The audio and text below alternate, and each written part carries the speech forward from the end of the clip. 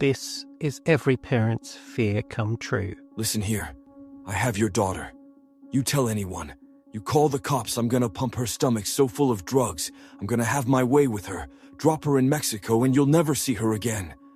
Scammers have figured out you don't actually need to take a child to kidnap them. This is the podcast that helps keep your family safe from scams, hacks, and frauds.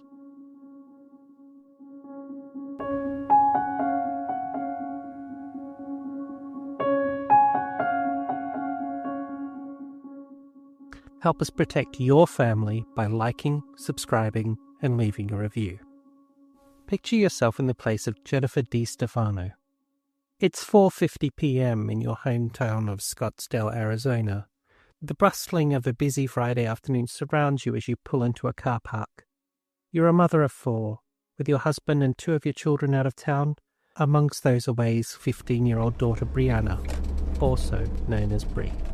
After several years off the sport, Bri has recently restarted ski racing. And how dangerous skiing can be flashes through your mind as you reverse the car into a car park and apply the brakes. As you reach for the car door handle, your phone begins to ring. The screen tells you the call is from an unknown number, so your first instinct is to ignore it. Who calls from an unknown number, you think? It's probably just a spam call. But as the phone continues to ring, you remember that unknown numbers can sometimes be doctors or hospitals. And with Bri's ski training, this could be a bad news call. So you hit the green button to connect the call and tentatively say, hello. Your heart races as you hear a girl sobbing. It's your daughter, Bri. Mom! Her cries make your mind race with images of her crashing into race gates or trees. You ask what happened. Mom, I messed up. She says as you leave the car and head inside, where her sister is finishing dance practice.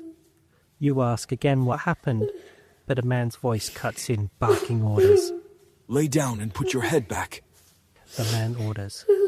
Your panic sharpens. Bri's voice chokes out. Mom, these bad men have me. Help me! Help me! Before the man takes the phone again. Listen here. I have your daughter. You tell anyone.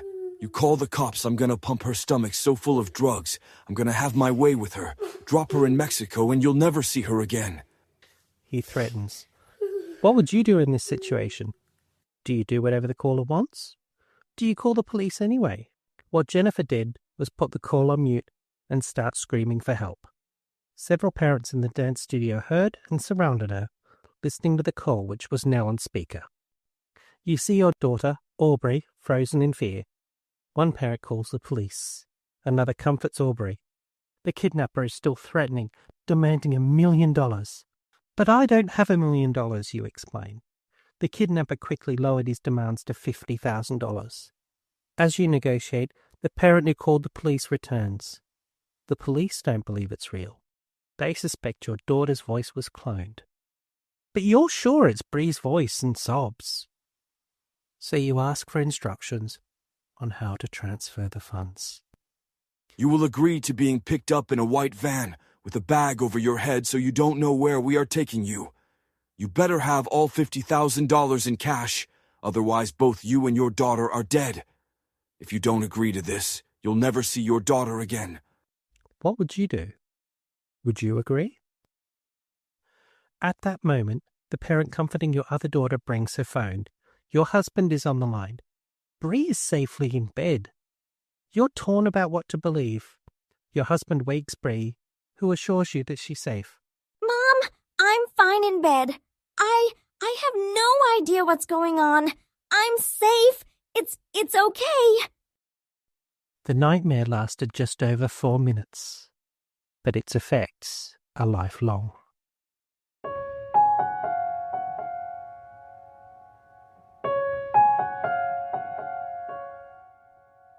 Of course, Jennifer reported this to the police, but the police's reaction was disappointing. Jennifer's report was dismissed as just a prank call.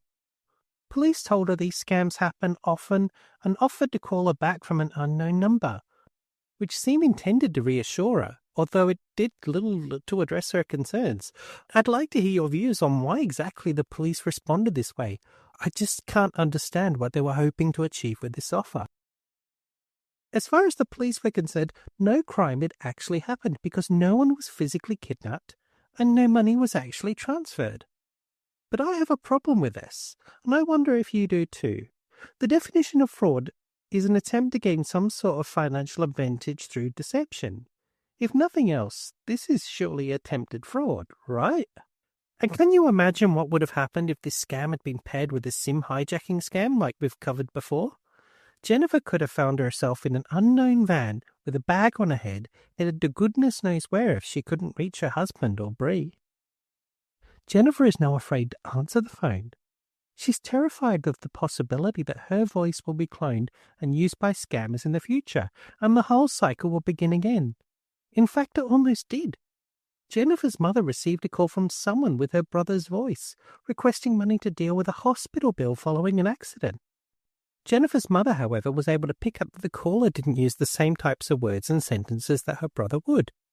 To show you how good AI is at faking voices, part of this sentence is real, and part of it is not, it's AI generated.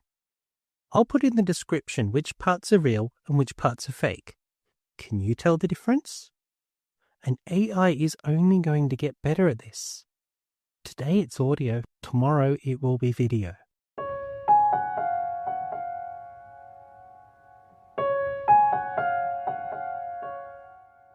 The best defense is to have things that neither an AI nor the people behind it will know. Have a password or safe phrase shared with trusted people so that you can use it as a signal to confirm your identity. These calls aren't limited to fake kidnappings, but also include fraudulent bail or hospital requests. For AI to work, it needs samples to feed from. This might be a bit odd for me to say this given that you're listening to a podcast. You should consider locking down the accounts you use on social media so that only friends and family can access your videos. That would make it much harder for a scammer to use them to steal your voice.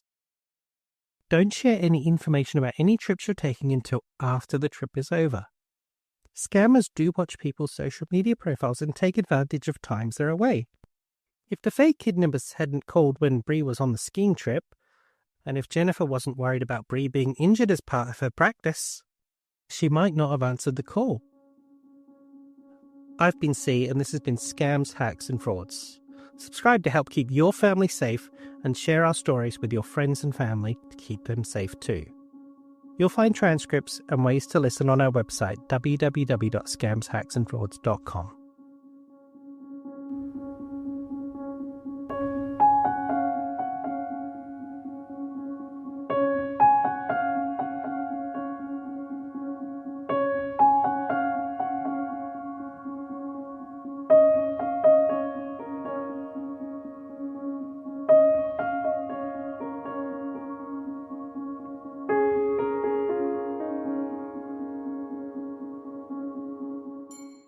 This podcast is available to reuse for free under the Creative Commons with Attribution Share Alike license.